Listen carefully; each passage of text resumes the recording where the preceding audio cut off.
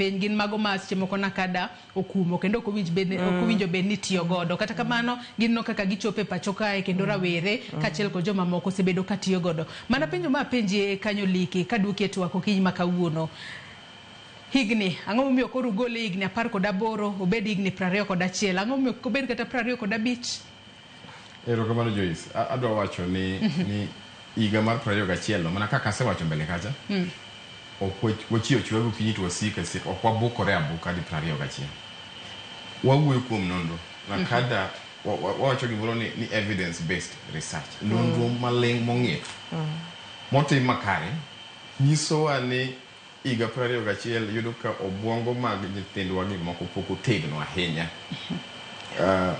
Jogo mosepuonje mbalariany kaka madam nyalo nyisi ni brain samoro dhi obwongo dhi tegno kochopo higa 25. Mano miyo wacho ni samoro higa 21 onya bedo ni oduong'o ng'ama rawera marae mosepote agoga king'iye, lakini pache to pod ok otegno makare ahinya mondo ng'e ni gini rach kata gini ber. Nitiere kong'o ma kata math kata substance gi ochalo kaka heroin gi cocaine. Adwoko gima wadwani ne wacho. Bechgi ok yot ahinya kata mana poda matin kama. Kidhi e piny Mombasa kod Kilifi, Malindi gini poda matin kama pesa matara gi gana. Omiyo ok dwoko wach ni kichi penjo ni to ng'amiyo nyithindo gi pesa. Gi samoro ndimo jonyuol bende omiyo gi access to resources pesa go.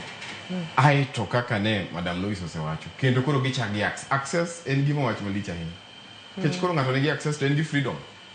Atim kaka dwaro. Kech koro ane mbalariany kasedonjo mbalariany koro achikora kenda.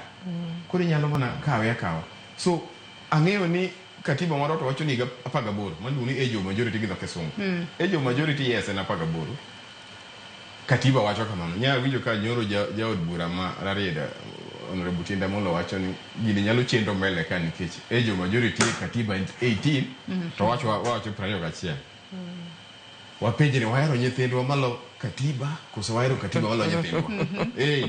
Ngeni wach kong'o gi math ni kapok odonje odi kapok ochopo machiegni kodi. Wanyalo wacho kizungu te gi weche mabeyo te. Ata we koro chopi. Madam Lois biro nyisi ni rehabilitation centers go weche timore madongo to kendo gigenya piny ka. Wan kaka jonakada wang'iyo kaka ji nyalo keto rehabilitation centers go kuonde thieth go kendo wa credit gi kendo wang'iyo gi maber.